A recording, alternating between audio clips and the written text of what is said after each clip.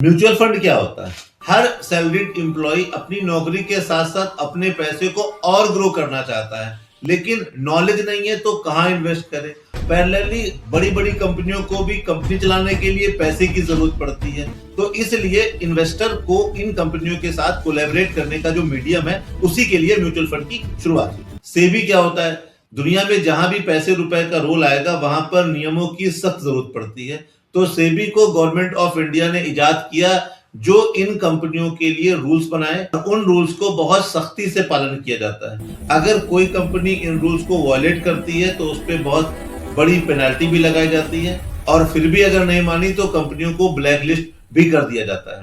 ये fund houses क्या होते हैं? कस्टमर का जो पैसा होता है और जो कंपनियों को फंड की जरूरत होती है, इन दोनों को एक छत के नीचे लाने के लिए इन फंड हाउसेस कंपनी जैसे Motilal Oswal, Nippon, ICICI, HDFC, इन सारी कंपनियों ने अपने एक प्रोफेशनल टीम बनाती हैं और वो टीम इन कंपनियों के साथ में डील करती है कि भाई मैं आपको लिए इतने फंड का अरेंजमेंट करूंगी, बदले में मुझे आपकी कंपनी का ये स्टेक चाहिए। 1 तारीख को एक 10 रुपए का एनएफओ लॉन्च किया और एस्टिमेट किया कि मुझे 500 करोड़ रुपए की जरूरत है और मिनिमम इन्वेस्टमेंट 5,000 रुपए ही लगाया। 15 दिन के लिए एनएफओ खोला गया और 15 दिन के अंदर करीब 300 करोड़ रुपए इकट्ठा हो गया।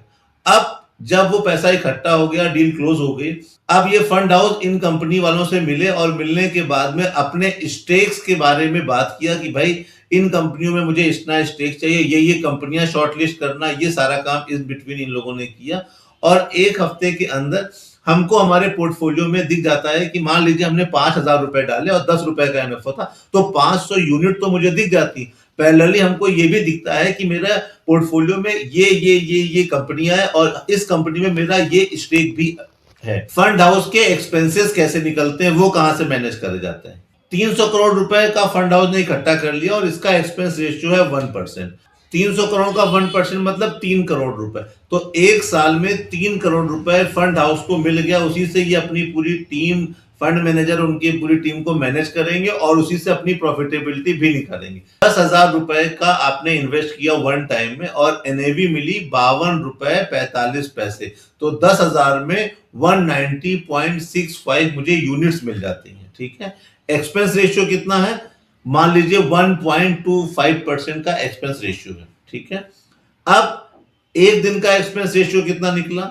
1.25 divided by 365 is equal to 0.00343।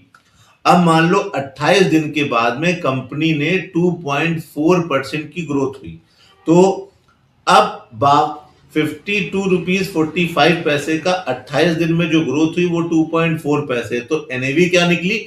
बन करके आ गया ये 53.73। अब इसमें एक्सपेंस रेशियो कैसे मैनेज करते हैं? एक दिन का एक्सपेंस रेशियो निकला 0.00343 इंटू 28 डेज, मतलब आया 0.0989।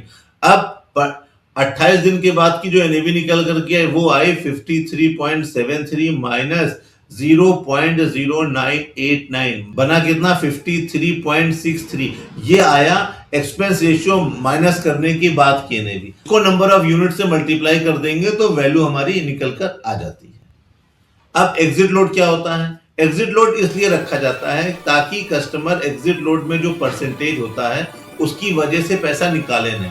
ज्यादातर 0.25 से लेकर के 1% तक में एग्जिट लोड रखा जाता है। 53.63 आपका ये पोस्ट एक्सपेंस रेशियो, ये वैल्यू निकल के इंटू 1,224 रुपए 70 पैसे। अब एक्सपेंस रेशियो है 0.5%, तो 10,224 रुपए 76 पैसे का 0.5% एक्सपेंस रेशियो बना 51 रुपीज 12 पैसे। अब वो माइनस करने के बाद बन जाता है 10,173 रुपए 63 पैसे। अब ये पैसा आपके अकाउंट में क्रेडिट हो जाता है, इसमें जीएसटी एंड वो सब चीजें अलग से माइनस होती हैं।